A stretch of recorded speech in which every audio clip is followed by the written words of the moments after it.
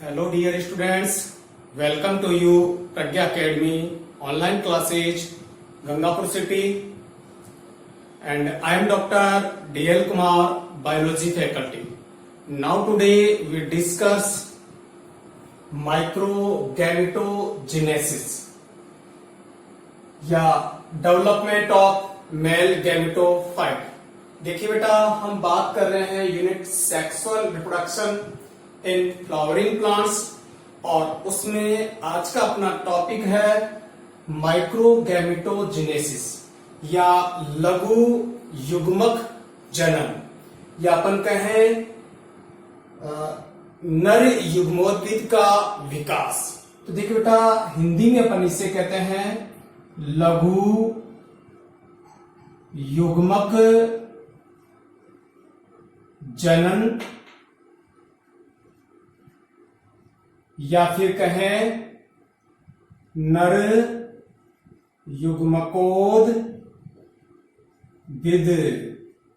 का परिवर्धन। ये अपना टॉपिक है आज का। इससे पूर्व की वीडियो में हमने पोलन ग्रेन की संरचना बात की थी, और पोलन ग्रेन से संबंधित कुछ स्पेशल पॉइंट अपन ने बात किए थे। और आज हम बात करेंगे नर युग्मोद्भिद का परिवर्धन या नर युग्मोद्भिद का विकास या लघु युग्मक जनन, यानी लघु युग्मकों का किस तरीके से विकास होता है। देखिए बेटा, हम अच्छी तरह जानते हैं, सबसे पहले अपन बात करें परागकण। परागकण नर युग्मकोद्भिद, जिसे अपन गैमेटोफाइट कह रहे हैं, तो परागकण नर युग्मकोद्भिद यानी जो पोलन ग्रेन है वो मेल गैमेटोफाइट जो है उसकी नर युग्मोद्भिद की प्रथम कोशिका है। ये बात मैंने जब पोलन ग्रेन की बात की थी अपन ने, वहां पर भी अपन ने की थी। ठीक है, आगे अपन बात करें, जो मेल गैमेटोफाइट है वो एक तरीके से हम यूं कह सकते हैं कि ये एक मैच्योर क्या है, परागकण को व्यक्त करता है। तो नर युग्मोद्भिद या मेल माइक्रोगैमेटोजेनेसिस हम किसे कहते हैं वो बात करें अपन। तो देखिए बेटा, परागकण से मेल गैमेटोफाइट या नर युग्मकोद्भिद का विकास क्या कहलाता है बेटा? माइक्रोगैमेटोजेनेसिस कहलाता है। देखिए, परागकण क्या है बेटा? एक इस तरीके से एक कोशिकीय, एक केंद्रकीय, गोलाकार अंडाकार रचना है, ये परागकण है। तो ये परागकण है। इससे एक त्रिकोशिकीय, त्रिकेंद्रकीय, नलिका युक्त रचना का विकास। तो अपन बात करें, ये एक नलिका नुमा रचना हो गई, इसमें ये ट्यूब न्यूक्लियस हो गया, ये वन मेल गैमेट हो गया, ये सेकंड मेल गैमेट हो गया, और ये बाएं चोल हो गई। तो ये बाएं चोल है, ये अंतःचोल है, ये पराग द्रव्य है, ये पराग केंद्रक है, ये एक परागकण है, और ये क्या है बेटा? नर युग्मोद्भिद। तो इस प्रकार की रचना से एक कोशिकीय, गोलाकार, अंडाकार, एक केंद्रकीय रचना से त्रिकोशिकीय, त्रिकेंद्रकीय, नलिका युक्त रचना का विकास होना क्या कहलाता है बेटा? माइक्रोगैमेटोजेनेसिस कहलाता है। तो इस तरीके की रचना से, इस प्रकार की रचना का डेवलपमेंट होना क्या कहलाता है? माइक्रोगैमेटोजेनेसिस कहलाता है। अब ये रचना कैसे बनती है, इसका ही हम यहां पर अध्ययन करेंगे। तो देखिए बेटा, परागकणों से नर युग्मकोद्भिद का किस तरीके से परिवर्धन होता है, ये अपन यहां बात करेंगे। देखिए बेटा, नर युग्मकोद्भिद का जो परिवर्धन है वो 2 स्टेप में होता है। तो हम बात करें ये कैसे बनती है रचना, इसकी अपन यहां बात करेंगे। तो देखिए,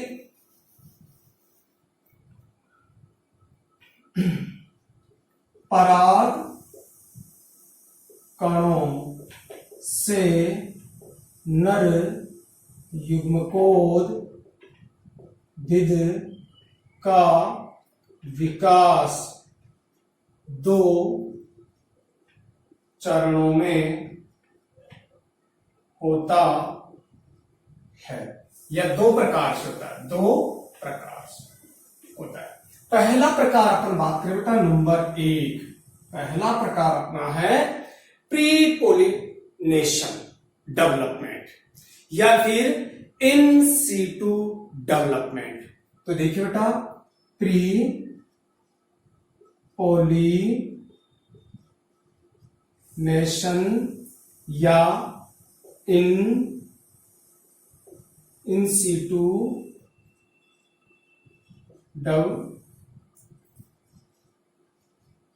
डेवलपमेंट, इन सीटू डेवलपमेंट या प्री पोलिनेशन डेवलपमेंट। देखो बेटा क्लियर करें अपन इन सीटू डेवलपमेंट या प्री पोलिनेशन डेवलपमेंट किसे कहते हैं। देखो बेटा प्री पोलिनेशन परागण से पूर्व, इसे अपन ये कह सकते हैं परागण से पूर्व, परागण से पूर्व, यानी परागण होने से पहले जो डेवलपमेंट होगा उसे क्या कहेंगे बेटा प्री पोलिनेशन डेवलपमेंट या इन सीटू। इन सीटू को हिंदी में अपन कहते हैं बेटा स्वस्थाने डेवलपमेंट। देखो स्व यानी अपने स्वयं के स्थान पर। देखो मैं आपको अभी मैं कहां हूं, मेरे घर पे, और यहां से ही मैं क्या करवा रहा हूं आपको टीचिंग, तो इसे अपन क्या कहते हैं स्वस्थाने अध्यापन, स्व टीचिंग हो गई, या अपन कहें इन सीटू टीचिंग। मैं अपने घर से पढ़ा रहा हूं आपको, तो अपने घर पे रहते हुए जब डेवलपमेंट हो तो उसे क्या कहेंगे अपन इन सीटू डेवलपमेंट, यानी स्वस्थाने। अब आप मुझे बताइए परागकण कहां होते हैं, लघु बीजाणु धानियों में, यानी एंथर होता है, एंथर में लघु बीजाणु धानियां होती है, लघु बीजाणु धानियों में परागकण भरे होते हैं। तो उन परागकणों से यानी लघु बीजाणु धानी में ही जब नर युग्मोद्भिद का विकास हो तो उसे क्या कहेंगे बेटा इन सीटू डेवलपमेंट। देखिए मैं आपको बता दूं, ये अपन ने एंथर की स्ट्रक्चर पढ़ाया था मैंने आपको, तो उसमें एक लघु बीजाणु धानी है, दूसरी है, तीसरी है, चौथी है, 4 लघु बीजाणु धानियां होती, इनमें परागकण भरे हुए हैं। जब नर युग्मोद्भिद का डेवलपमेंट कहां हो बेटा, जब नर युग्मोद्भिद का डेवलपमेंट कहां हो, लघु बीजाणु धानी हो, यानी माइक्रोस्पोरेंजियम में हो, उस डेवलपमेंट को अपन कौन सा डेवलपमेंट कहेंगे इन सीटू डेवलपमेंट। यानी एंथर के अंदर या पोलन से के अंदर या माइक्रोस्पोरेंजियम में ही पोलन ग्रेन से जो मेल गैमेटोफाइट है उसका डेवलपमेंट हो रहा है। तो अपना स्थान थोड़ी बदला उन्होंने, नहीं बदला ना, तो अपने स्थान पर रहते हुए क्या कर रहे हैं डेवलपमेंट कर रहे हैं। क्लियर? तो इससे अपन क्या कहेंगे बेटा इन सीटू डेवलपमेंट। क्लियर? अब इसे प्री पोलिनेशन क्यों कहते हैं, क्योंकि परागण से पहले ये डेवलपमेंट हो रहा है, इसीलिए इसे प्री पोलिनेशन डेवलपमेंट ही कहते हैं। तो देखिए अपन बात करें यहां पर, तो देखिए बेटा ये जो डेवलपमेंट होगा तो यह विकास लघु बीजाणु धानी में होता है। तो इसी कारण से इसे क्या कहते हैं इन सीटू डेवलपमेंट कहते हैं।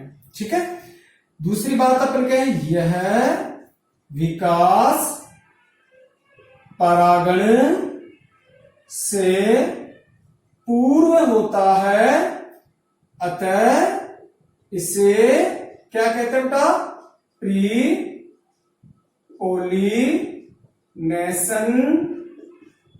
डेवलपमेंट कहते हैं, प्री पोलिनेशन डेवलपमेंट कहते हैं। नेक्स्ट अपन बात करें, देखो बेटा इसे एक और नाम दिया गया एंडो स्पोरिक डेवलपमेंट।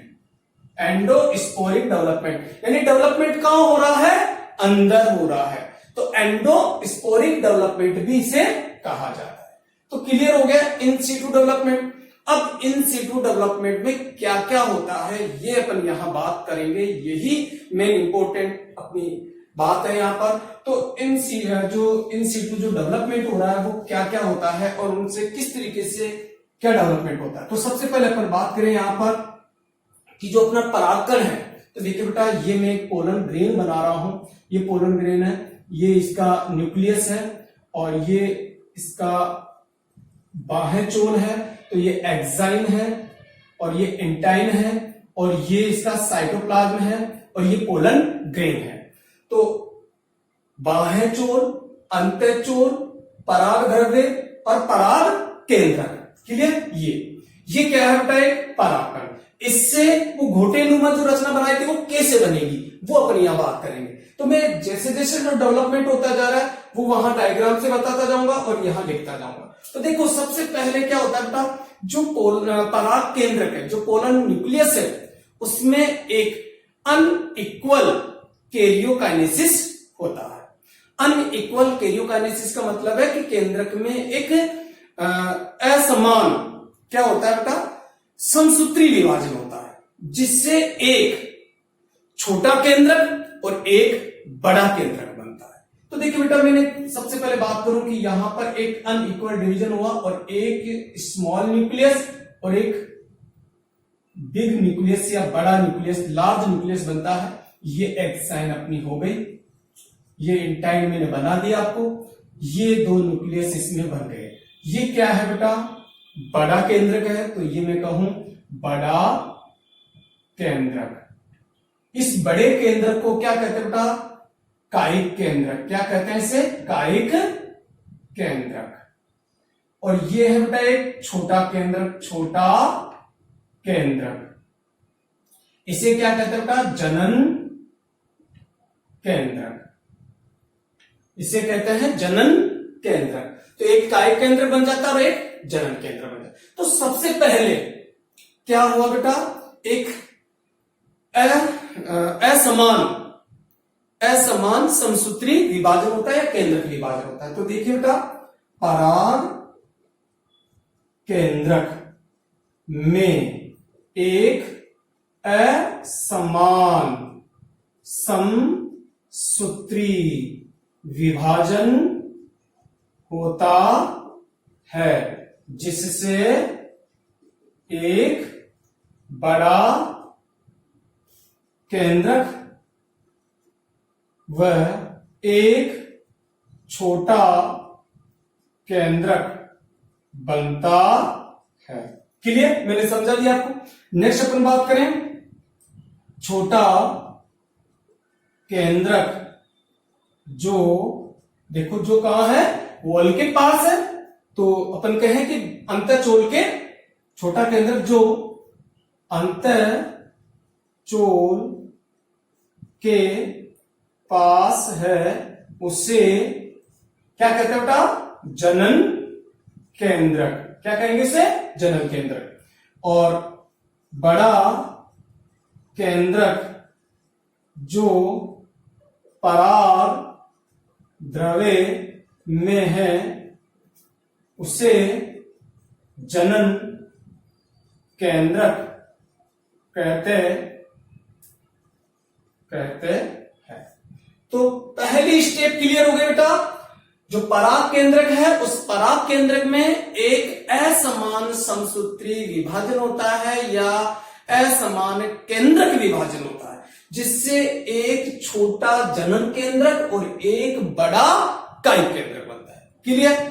अब नेक्स्ट स्टेप में क्या होगा बेटा, इसमें जो आगे क्या होगा, इसमें कोशिका द्रव्य का विभाजन होगा और ये भी असमान यानी असमान कोशिका द्रव्य का विभाजन होता है, जिससे एक छोटी जनन कोशिका और एक बड़ी कायिक कोशिका बनती है। तो देखिए बेटा अगली स्टेप में मैं आपको यहां क्लियर कर दूं। तो ये अपना डायग्राम हो गया, ये एंटाइन हो गया, ये एक्साइन हो गया। क्लियर। और ये जो केंद्रक है, ये कौन सा केंद्रक है, स्मॉल, और ये कौन सा केंद्रक है, लार्ज न्यूक्लियस है। तो जो स्मॉल न्यूक्लियस और लार्ज न्यूक्लियस के बीच एक क्या होता है बेटा, साइटोकाइनेसिस हो रहा है, कोशिका द्रव्य का विभाजन हो रहा है। कैसा कोशिका द्रव्य विभाजन हो रहा है, असमान कोशिका द्रव्य का विभाजन हो रहा है। और एक छोटी कोशिका, ये छोटी सेल बन गई, इसे कौन सी कहेंगे बेटा? जनन सेल। और इसमें ये क्या है? जनन केंद्रक। और ये क्या है बेटा? बड़ी सेल। और इसमें क्या है? बड़ा केंद्रक। इसको क्या कहेंगे बेटा? वेजिटेटिव सेल, कायिक कोशिका, कायिक सेल। और इसे क्या कहेंगे बेटा? कायिक केंद्रक, जो मैंने पहले ही बताया। ठीक है, तो इस तरीके की अब कौन सी स्टेज में आ गए? ये 2 न्यूक्लियस हो गए और 2 सेल हो गए।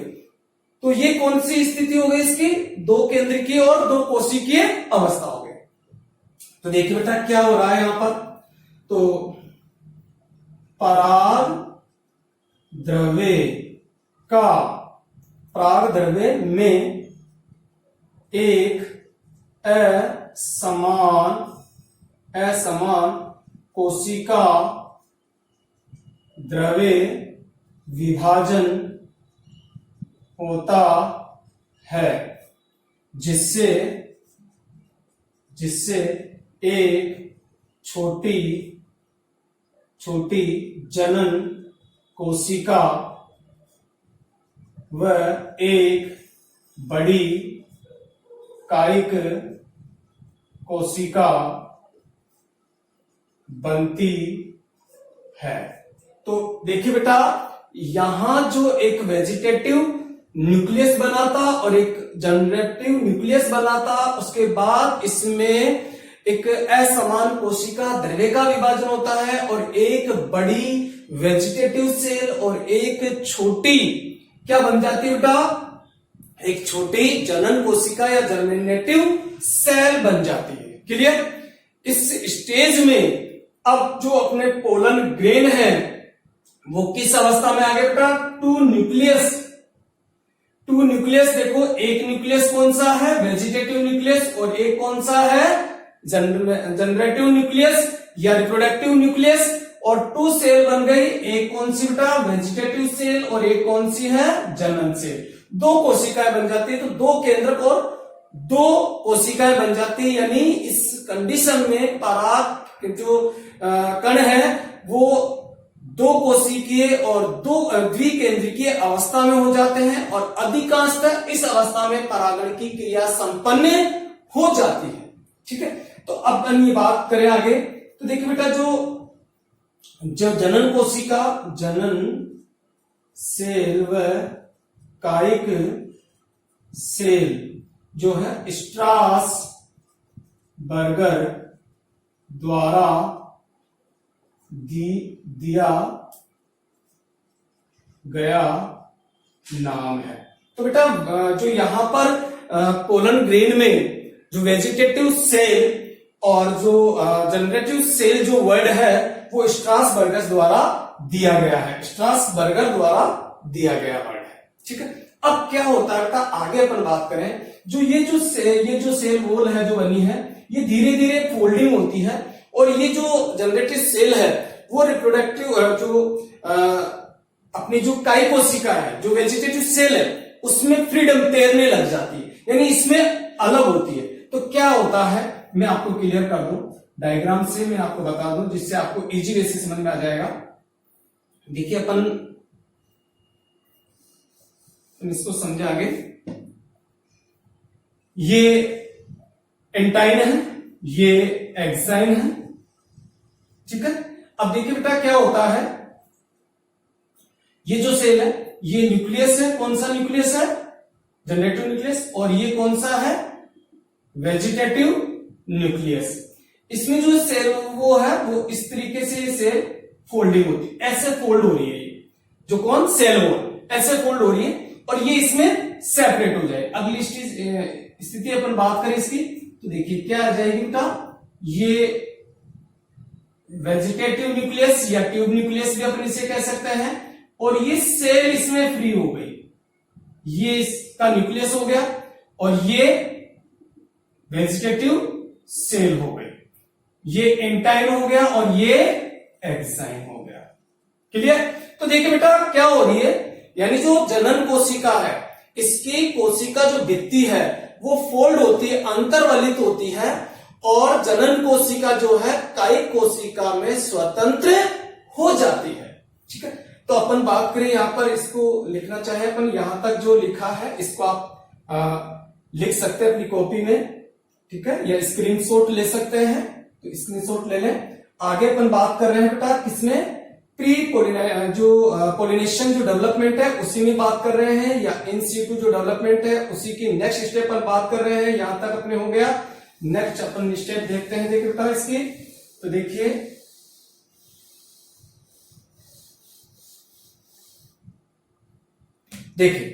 मैंने क्या कहा, तो यहां पर देखिए अपन बात करें जनन कोशिका, जनन कोशिका कायिक कोशिका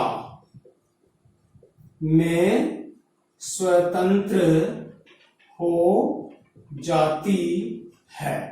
तो स्वतंत्र हो गई, तो अपन ने कैसे स्वतंत्र हुई बेटा, तो जनन कोशिका की जो कोशिका दिखती है वो वलित होती जाती है और अंततः ये इसमें स्वतंत्र होगी। तो अब आप मुझे नामांकन करके बताएंगे, बताइए ये क्या है, बाह्य चोल या एग्जाइन, ये क्या है बेटा, इंटाइन, अंतः चोल या इंटाइन, ये बताइए क्या है, ये पराग द्रव्य, या इसे अपन कहेंगे पोलन साइटोप्लाज्म, पोलन साइटोप्लाज्म,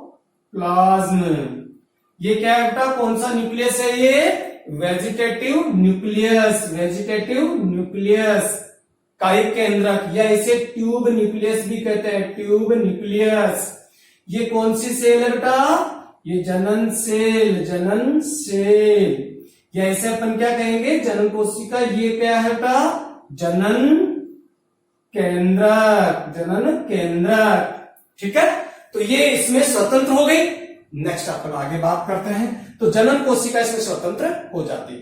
अब आप मुझे बताइए बेटा ये कितने कोशिकीय और कितने केंद्रीय हैं, तो देखिए इसमें केंद्रक, एक केंद्रक, दूसरे नंबर का केंद्रक, ये एक कोशिका, और ये पूरी दूसरी कौन सी कोशिका थी, ये पूरी, इस कोशिका को क्या कहते हैं बेटा, ये जो इसके अंदर है ये कौन सी, वेजिटेटिव सेल या ट्यूब सेल, तो ये दो सेल। तो इस कंडीशन में परागकण कौन सी स्थिति में है बेटा, द्विकेंद्रिकीय और द्विकोशिकीय अवस्था में। तो देखिए बेटा परागकण द्विकोशिकीय व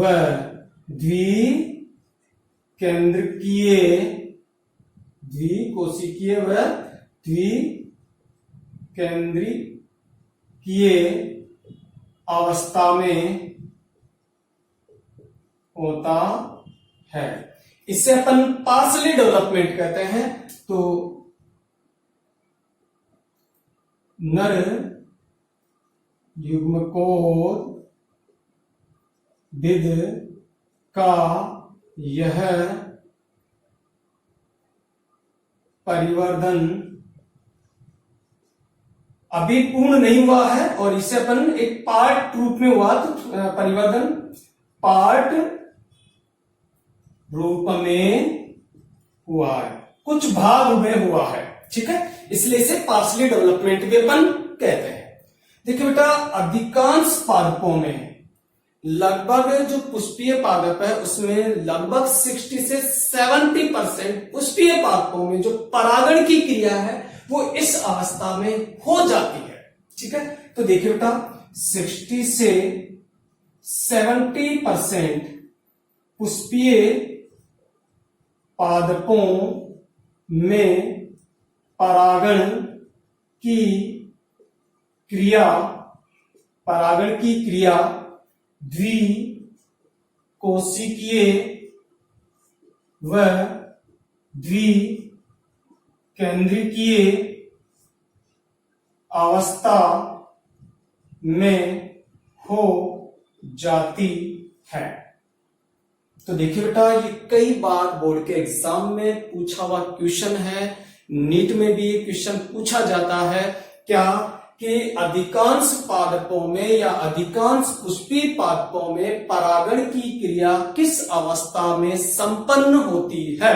तो वो होती है बेटा द्विकोशिकीय और द्विकेंद्रिकीय अवस्था में। तो देखिए आप देख रहे हो यहां पर एक है वेजिटेटिव न्यूक्लियस, एक है जनरेटिव न्यूक्लियस, एक है वेजिटेटिव सेल और एक है जनरेटिव सेल। तो दो कोशिकाएं हैं और दो केंद्रक हैं। इस अवस्था में परागकण जो पोलन सैक है या जो लघु बीजाणुधानी है उसमें से निकलकर कहां आ जाते हैं? एनवायरमेंट में आ जाते हैं।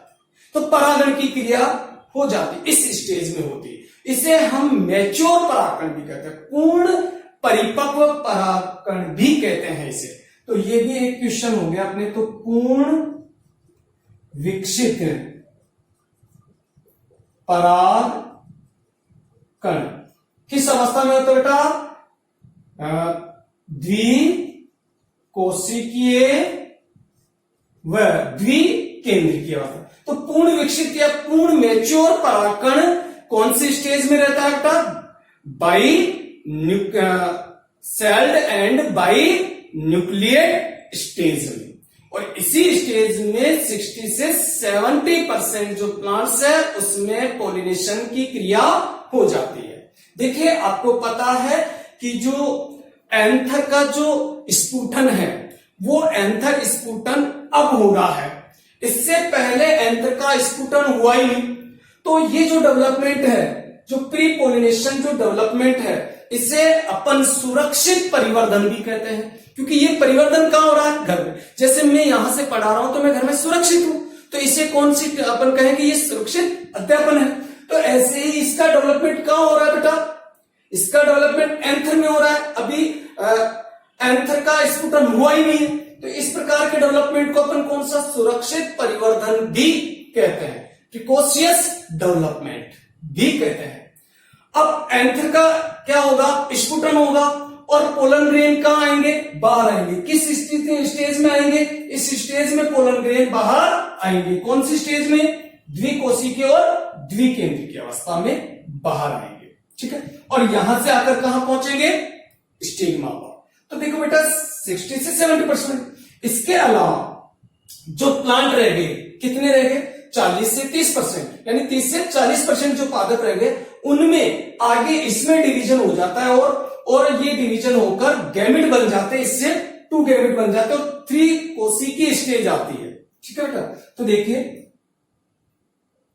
जो अपने अभी कौन सी बनी है ये कोशिका, ये जो जनन कोशिका है इसमें, तो जनन सेल में समसूत्री विभाजन होकर 2 नर युग्मक बनते हैं और परागकण त्रिकोशिकीय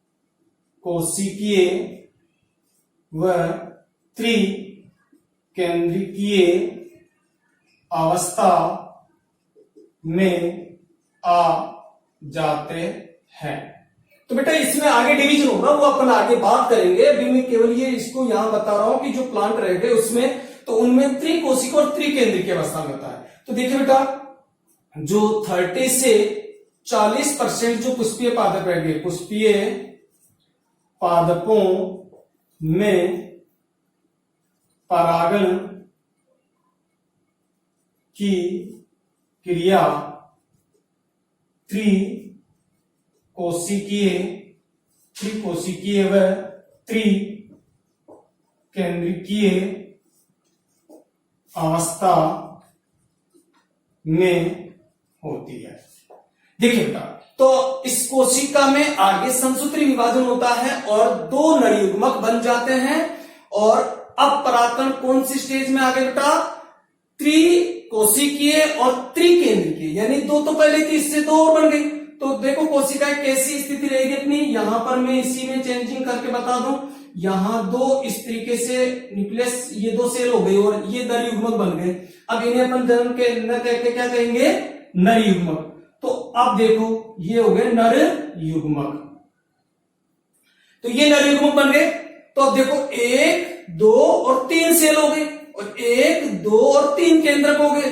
इस अवस्था में तो 30 से 40% पुष्पीय पादपों में परागण की क्रिया त्रिकोशिकीय या त्रिकोशिकीय व त्रिकेंद्रिकीय अवस्था में होता है। तो अधिकांश पादपों में कब होगा? द्विकोशिकीय और द्विकेंद्रिकीय अवस्था में। और 30 से 40% पादपों में कब होगा? त्रिकोशिकीय अवस्था भी कह सकते हैं इसको, या त्रिकोशिकीय और वह त्रिकेंद्रिकीय अवस्था भी कह सकते हैं परागण की। तो ये अपना प्री पोलिनेशन डेवलपमेंट हो गया बेटा, या इन सीटू डेवलपमेंट कंप्लीट हो गया। और ये डेवलपमेंट कहां हो रहा है बेटा? लघु बीजाणु धमनी में। और अब परागकोश का स्फुटन हुआ और परागकण कहां आ गए? एनवायरमेंट में। और परागकण कहां पहुंच गए? स्टिग्मा पर। ठीक है। और अब डेवलपमेंट कहां होगा बेटा? स्टिग्मा पर। जो अपना स्त्री केसर है उसके 3 पार्ट्स है, स्टिग्मा, स्टाइल एंड ओवरी, यानी वर्तिकाग्र, वर्तिका और अंडाशय। तो उसमें जो वर्तिकाग्र है उस पर अगला डेवलपमेंट होगा। उससे अपन कौन सा डेवलपमेंट करेंगे तो वो अपन बात करते हैं। तो अगला जो सेकंड 2 चरण मैंने बताए थे, फर्स्ट चरण अपना कंप्लीट हो गया। सेकंड अपन बात करना बेटा, तो मैं ये भी एकदम क्लीन कर देता हूं। इसके अगला जो डेवलपमेंट है वो अपन बात करेंगे और उसको समझें। देखिए बेटा, अगला जो डेवलपमेंट है नंबर 2, उससे अपन कहते हैं पोस्ट पोलिनेशन, या इसे अपन कहते हैं बेटा XC2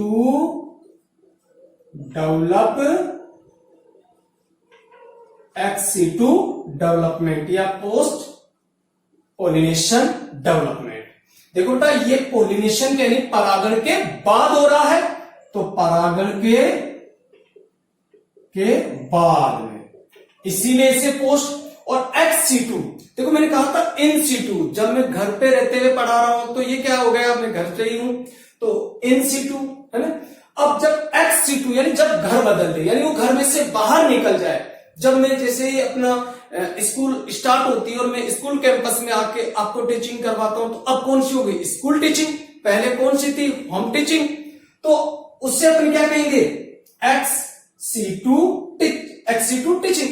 ऐसे जब पोलन ग्रेन जो है वो एंथर से निकल गए हैं और कहां पहुंच गए हैं? स्टिग्मा पर, और वहां डेवलपमेंट हो रहा है, तो उसे क्या कहेंगे? XC2 development.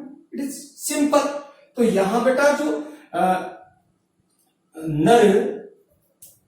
नर युग्मकोद्भिद का परिवर्धन कहां होता है बेटा? स्टिग्मा पर। देखो बेटा, परागकण विभिन्न प्रकार के परागकर्ताओं द्वारा वर्तिकाग्र पर पहुंचाया जाता है, और वर्तिकाग्र जो है परागकणों का मंच है। देखो कहां, जिसमें कहूं कि यहां से परागकण उड़ के जा रहे हैं, ये वर्तिकाग्र, तो यहां जाके टिकेंगे, तो क्या हो गया? ये इनका मंच। ऐसे ही ये भी क्वेश्चन आया हुआ है कई बार बोर्ड में कि परागकणों का मंच क्या है, तो वर्तिकाग्र, क्योंकि वो वहां पर रुकेंगे। ठीक है, उस पर जब डेवलपमेंट हो तो उसे इंस्टीट्यूट। अब यहां कैसे डेवलपमेंट होता है तो अपन बात करें। देखिए बेटा, ये मैं एक वर्तिकाग्र बना रहा हूं समझने के लिए, और ये पोलन ग्रेन यहां आ चुके हैं, और ये इसका एक्साइन है, ये एक्साइन, और ये इंटाइन हो गया। ये इसमें जनरेटिव सेल है, ये ट्यूब न्यूक्लियस है, और ये नलिका कोशिका है। द्विकेंद्रिकीय है और द्विकोशिकीय, वही वाली बात कर रहे हैं अपन, त्रिकोशिकीय वाली नहीं कर रहे, क्योंकि अधिकांश पादपों में वो होता है मोस्टली प्लांट्स में, इसलिए अपन उसी की बात कर रहे हैं। तो ये यहां पर आ गए। अब अगला डेवलपमेंट यहां होने वाला है। ठीक है, तो देखिए बेटा, परागकण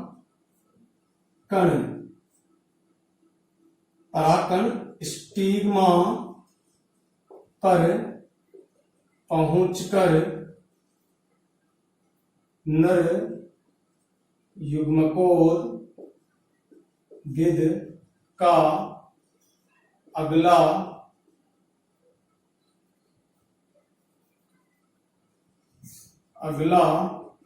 परिवर्धन करते हैं। तो अगला परिवर्धन करेंगे स्टिग्मा पर पहुंचकर। अब देखो कैसे डेवलपमेंट होता है यहां पर। तो देखिए बेटा, जब परागकण यहां पहुंच जाते हैं तो वर्तिकाग्र पर जो मॉइस्चर प्रेजेंट है, जो नमी है उसको, और जो सुगर विलियन प्रेजेंट है उसको एब्जॉर्ब करते हैं। कौन? परागकण अवशोषित करते हैं। तो देखिए बेटा, परागकण स्टिग्मा पर उपस्थित नमी व सुगर या शर्करा विलयन को अवशोषित करते हैं। तो इसको अवशोषित करते हैं। अवशोषित करने से क्या होगा बेटा? जो पराग द्रव्य है इसका आयतन बढ़ता है। तो देखिए बेटा, इससे पराग द्रव्य का आयतन बढ़ता है। पराग द्रव्य का आयतन बढ़ेगा। पराग द्रव्य का आयतन बढ़ेगा, जैसे यहां कोई चीज बढ़ेगी तो यहां से दबाव डालेगी। किस पे दबाव डालेगी बेटा? बाहरी झिल्लियों पर। तो देखिए, पराग द्रव्य के आयतन में वृद्धि होने से पराग भित्तियों पर दबाव पड़ता है। इस पर दबाव पड़ता है। दबाव पड़ने पर आपको पता है ये तो एक कठोर भित्ति है, और आपको पता है कि पराग कणों में कुछ ऐसे स्थान होते हैं जहां पर बाहें चोल नहीं होती, और उन स्थानों को अपन क्या कहते हैं? जनन छिद्र कहते हैं ना, जनन छिद्र।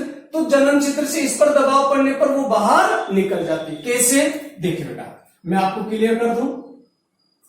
देखिए, ये अपनी क्या है? वेजिटेटिव सेल है। ये बाहें चोल, ठीक है, ये बाहें चोल, ये वेजिटेटिव न्यूक्लियस, और ये क्या है बेटा? जनन कोशिका। अब देखिए, मैंने कहा था कि यहां जैसे मान लीजिए यहां एक जनन छिद्र है, ये जनन छिद्र हो गया, और मैंने इनके आधार पर इनको क्लासिफाइड भी किया था, मोनोकॉलपेट, बाइकॉलपेट, ट्राइकॉलपेट, मल्टीकॉलपेट। ठीक है, तो ये अभी कौन सा है? जैसे मैंने ये किया है तो ये मोनोकॉलपेट। अगर मैं कहूं कि इसमें ये दो हो गए तो ये कौन सा हो गया? डाई या बाइकॉलपेट। और अगर एक और हो गया तो ये कौन सा हो गया? ट्राइकॉलपेट। तो ट्राइकॉल। अब यहां दबाव पड़ेगा। दबाव पड़ने पर यहां से ये भित्ति इस तरीके से निकलती, और इसी को अपन क्या कहते हैं? जनन नलिका। जनन नलिका, ये जनन नलिका निकल जाती है। ठीक है, तो देखिए, दबाव पड़ता है जिससे जनन नलिका निकलती है। जनन नलिका निकलती है। तो जनन नलिका निकल गई। अब देखो बेटा, जनन नलिका निकलने के बाद जो जनन नलिका निकली, इसमें सबसे पहले ये कौन सा केंद्र है बेटा? बताइए, नाम बताइए। वेजिटेटिव न्यूक्लियस, या अपन इसे कहें ट्यूब न्यूक्लियस। और ये सेल कौन सी बेटा? ट्यूब सेल या वेजिटेटिव सेल। ये कौन सी है बेटा? रिप्रोडक्टिव या जर्मिनल सेल, जर्मेटिव सेल। और ये कौन सा है? जर्मेटिव न्यूक्लियस। क्लियर? तो ये हो गया अपनी। तो ट्यूब निकल रही है, जनन नलिका निकलती है। तो देखिए बेटा, जनन नलिका में सबसे पहले, जनन नलिका में सबसे पहले नलिका केंद्रक, या इसे अपन कहें बेटा, क्या कहें इसे? कायिक केंद्रक प्रवेश करता है और अंतिम जो छोर है, अंतिम सिरे पर पहुंच जाता है। देखिए बेटा क्या स्थिति होगी, तो देखिए ये अपनी, अब इसे पोलन ट्यूब कह रहे हैं अपन, और इसे ट्यूब नलिका कहते हैं। ये बाह्य चोल हो गया, तो ये बाह्य चोल, ये अंतर चोल, और ये नलिका सेल, और इसमें ये सबसे पहले आगे कौन आ गया बेटा, नलिका केंद्रक, और ये जनन कोशिका। ठीक है, इस तरीके से। अब देखिए बेटा आगे क्या होता है, जनन कोशिका भी कहां प्रवेश कर जाती है, जनन कोशिका भी नलिका या पराग नलिका कहते हैं इसको बेटा, पराग नलिका में प्रवेश कर जाती है। तो ये इसमें प्रवेश कर गई। अब देखिए प्रवेश करने के बाद क्या होता है, अब देखिए बेटा जनन कोशिका में एक समसूत्री विभाजन होता है, जिससे दो अचल नर युग्मकों का निर्माण होता है। तो देखिए जनन कोशिका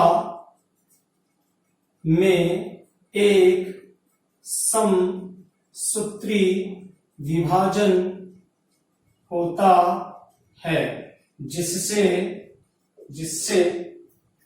दो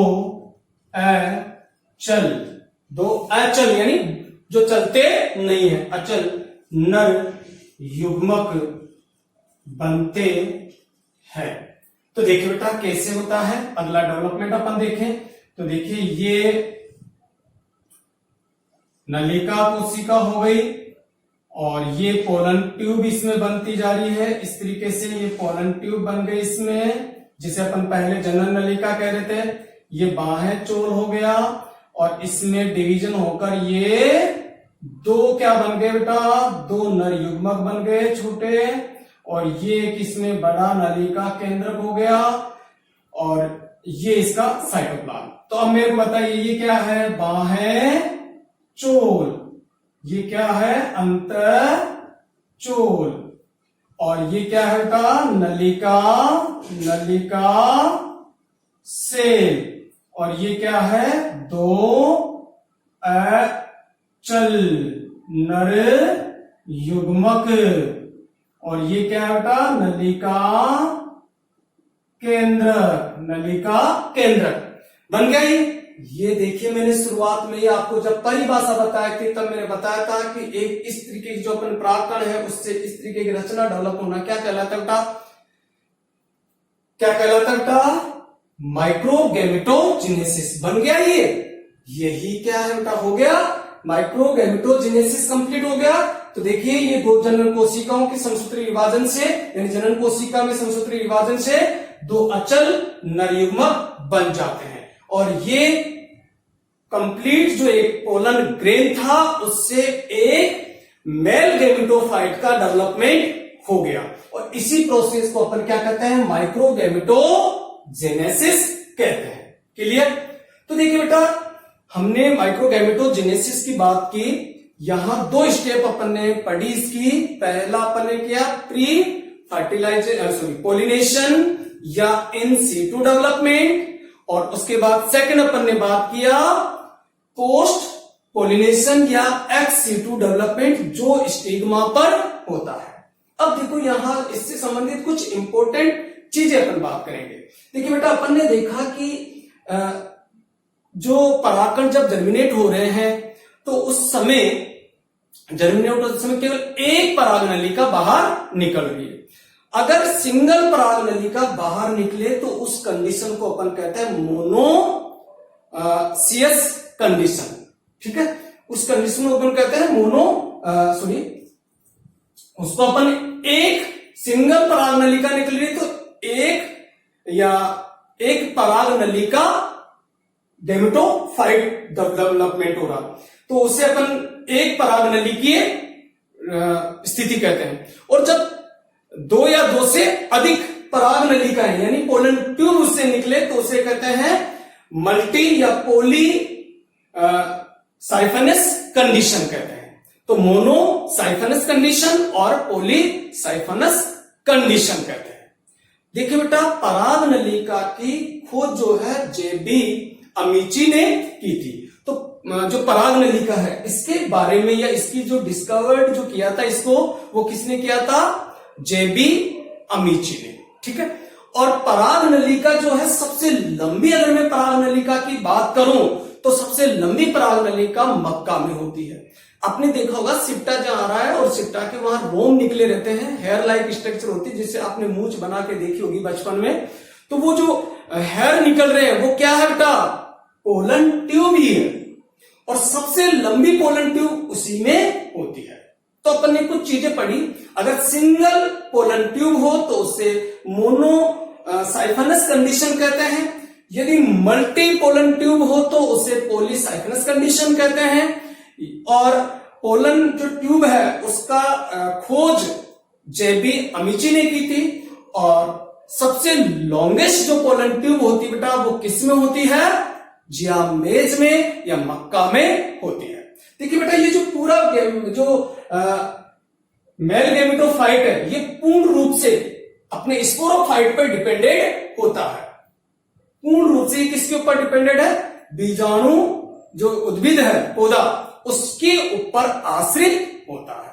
तो ये था बेटा आज का अपना टॉपिक जिसमें हमने माइक्रो गैमेटोजेनेसिस या डेवलपमेंट ऑफ मेल गैमेटोफाइट किया। Okay students, thank you. जय हिंद, जय भारत।